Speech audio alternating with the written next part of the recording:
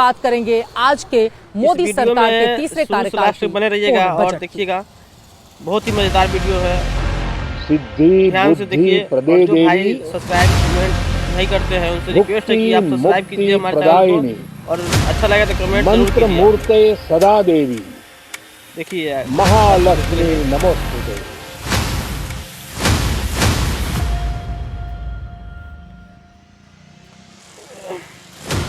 देश के हर गरीब बने रहिएगा एवं मध्यम वर्ग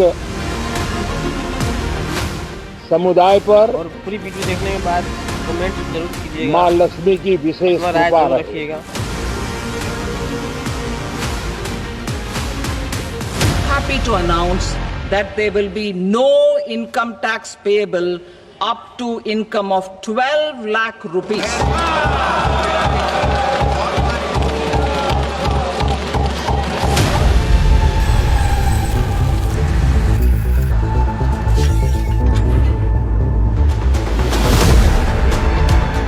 ये बजट सेविंग्स को बढ़ाएगा, इन्वेस्टमेंट को बढ़ाएगा, ग्रोथ को भी तेजी से बढ़ाएगा।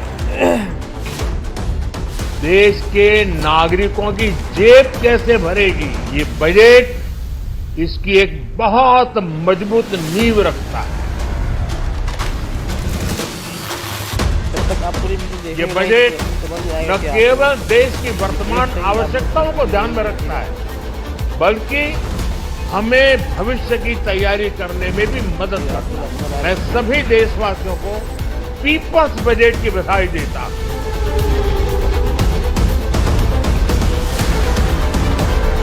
Happy to announce that there will be no income tax payable up to income of 12 lakh rupees.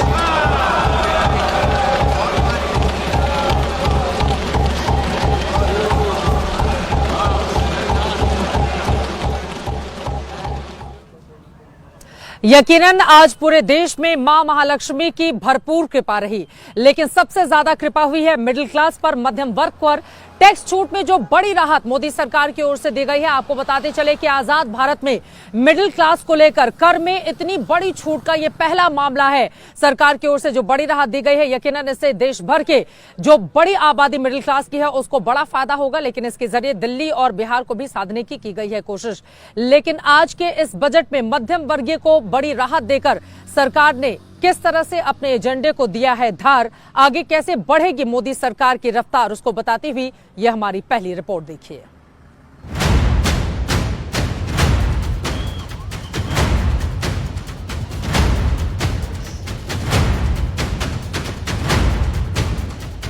That there will be no income tax payable up to income of 12 lakh rupees.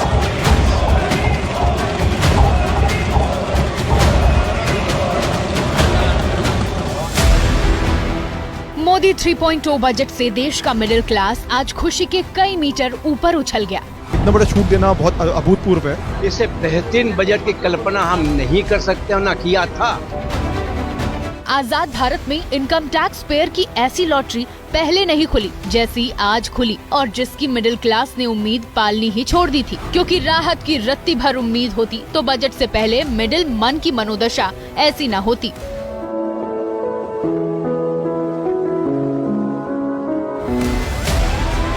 वित्त मंत्री निर्मला सीतारमण जब बही खाता लेकर संसद की ओर बढ़ रही थी, तब सोशल मीडिया पर ये मीम खूब चल रहा था।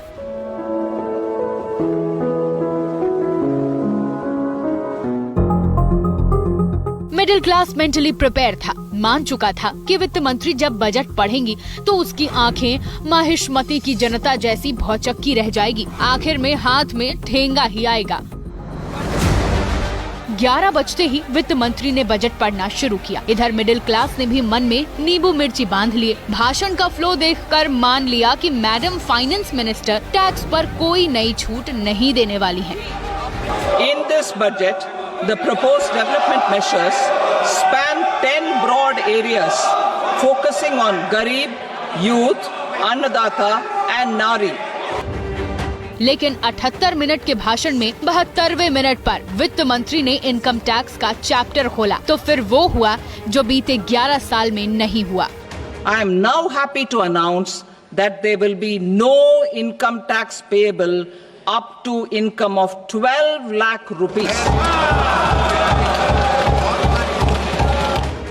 देश के मिडिल क्लास ने हाल के वर्षों में आम बजट में अपने लिए इससे बड़ा मेगा शो नहीं देखा। Average income of 1 lakh per month other than the special rate income such as capital gains under the new regime. This limit will be 12.75 lakh for salaried taxpayers due to the standard deduction of 75,000. कई साल से middle class जो खुद को अभागा मान रहा था, मोदी सरकार ने आज एक झटके में उसके भाग्य जगा दिए। सालाना 12 लाख रुपए तक कमाई पर उसे टैक्स से मुक्त कर दिया। I am now happy to announce that there will be no income tax payable up to income of 12 lakh rupees.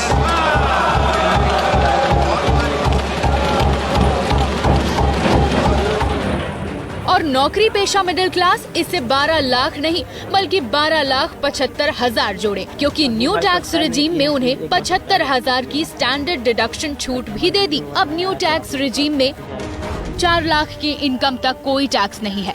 4 से 8 लाख पर 5% और 8 से 12 लाख पर 10% छूट है। छूट के बाद न्यू टैक्स रिजीम में ये भी नहीं लगेगा।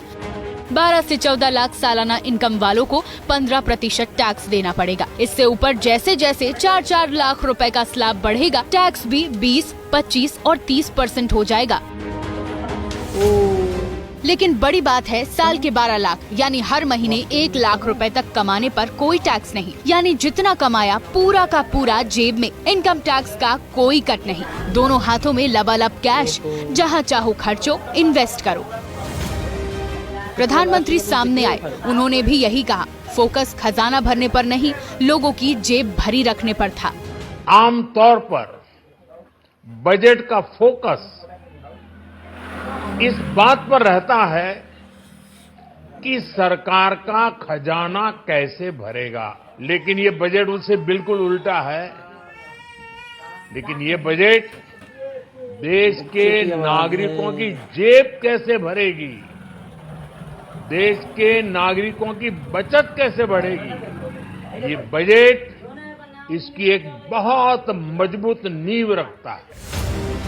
2 साल पहले सरकार ने ही ओल्ड टैक्स रिजीम और न्यू टैक्स रिजीम की 2 बिरादरी खड़ी की थी। आज वो दीवार गिरने के भी संकेत मिले। ओल्ड टैक्स रिजीम में कोई भी छूट नहीं दी, इशारा साफ था कि अब न्यू टैक्स रिजीम ही चलेगा, जिसे भी फायदा लेना हो इसी में मिलेगा। I reaffirm the commitment of the tax department to trust first, scrutinize later. I also propose to introduce the new income tax bill next week.